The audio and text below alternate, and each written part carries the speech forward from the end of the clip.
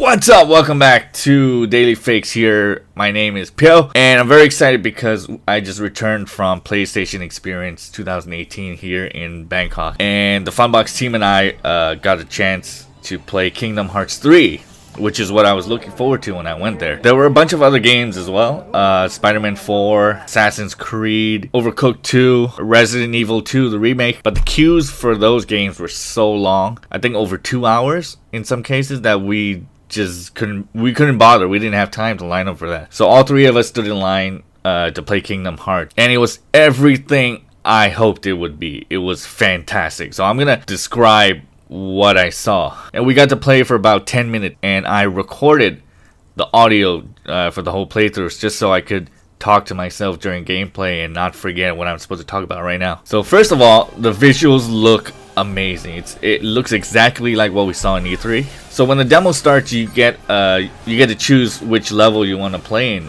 either Mount Olympus or Toy Room, which is Andy's room from Toy Story. So I picked Toy Story, of course, and they really did well with the sense of scale. Even when you go outside, everything looks the way it's supposed to be, and you actually feel like you're, a tiny little toy there. Special shout out to the grass on Andy's lawn. I've never seen grass look that good. But enough of the visuals, the gameplay. Pretty much the same controls as the first Kingdom Hearts, which is the one I played and the one I most remember. So you got your square for dodge rolling, X for attack, melee attack, circle for jump or double jump, triangle to cancel.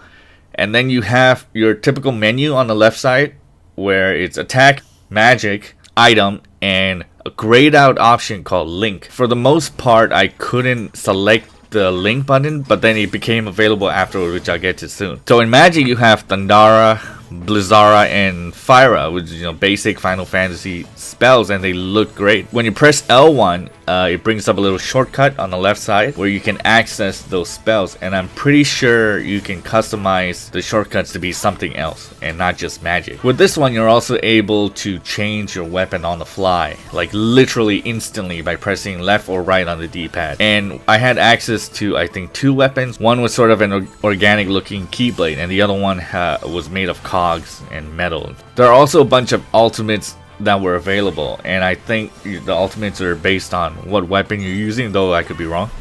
So the ultimates I saw were a teacup thing where you're in a teacup and Goofy's in a different teacup and Donald's in the teacup, and you're just kind of spinning around like bumper cars, knocking into things. The next one was a giant cradling ship from Pirates of the Caribbean or something like that, and you press X to go forward, you press square to go back, and it's just randomly hitting people. And of course you can cancel all of these by pressing triangle. My favorite was the one called Rocket something something, and it's a rocket that Woody rides in the first Toy Story, Sid's rocket. But unfortunately there were no enemies around, so I didn't get to see myself attacking. Basically you get on the rocket with Woody and Buzz Lightyear and just kind of go up and down and left and right. And at that point I was able to select the link button, which led me to 2 different options. One was called Pixel something, I can't remember what the other one's called. So when I selected the Pixel option, a bunch of pixels start forming in thin air, and you get to Wreck-It Ralph's arcade machine, and he kind of pops out and becomes this character that you can control. So ultimately it's Sora on Wreck-It Ralph's back, and a brand new menu appears with drainage pipes. You know that game where water runs down and you have to connect it with different pipes to get it to your destination before it spills over? It's kind of like that, but I had no idea what the hell I was doing. I just kept placing these blocks all over the place, and there were no enemies around. And then the timer ran out and Ralph disappeared, but it was cool to see him. Another new feature, actually I don't know if this is a new feature, but when you press the R1 button, it goes into a lock-on mode where you target enemies with this reticule in the center of the screen, and you can target multiple enemies. After that you get 2 options. One is called Siphon something, I can't remember these names, and the other one's called just kind of like Noctis's dash in Final Fantasy 15, where you just dash and teleport to the enemy. I tried it a couple of times, and no matter how many enemies I selected, I just kept dashing to one person. So I think I was doing it wrong. Anyway, it was a really good way of reaching the aerial enemies and just kind of just teleport to them and get to unleash your combo in the air. I think overall it was a really good game, and there was a different section because I know this because I saw some other people playing it. Once you reach Andy's house, you jump out, you fight on the roof, you jump down, fight on the lawn. And then you exit the street, you get to the toy store. And this is the part in the trailer that we all saw where you get to jump inside a giant mech. I was goofing around so much on the street that I didn't actually get to this part. By the time I got to it, they said it was, it was over. So, but my friend 10 did get to that area, and I got to see a little bit of him play inside the mech. I also want to talk about the voice acting. Now, I have no idea if they actually used the original actors. I think that may be a little too expensive, but it sounded exactly like Woody and Buzz, and I'm pretty sure there's an option to change audio to Japanese if you're into that sort of thing. Now, for the other games at the event, one of the games that we were looking forward to apart from this was Spider-Man 4, and I got to watch a couple of people play it, but the queues were so long, I think over 2 hours, that we couldn't bother standing in line. The same thing goes for Resident Evil 2. There was no Last of Us, no Red Dead. They showed a couple of trailers for that, but nothing we hadn't seen before.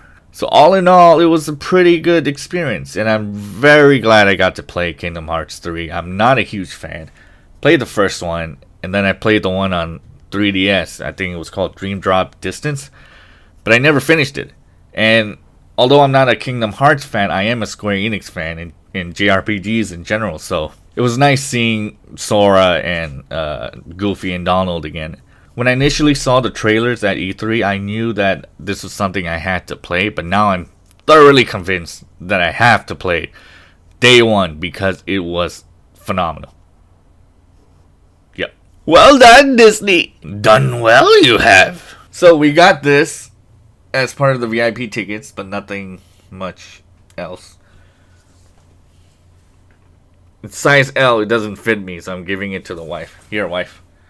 Thank you. So that's it. PlayStation Experience 2018. Overall, underwhelming. But I'm happy I got to play Kingdom Hearts 3. So join me again tomorrow here at Funbox. Bye.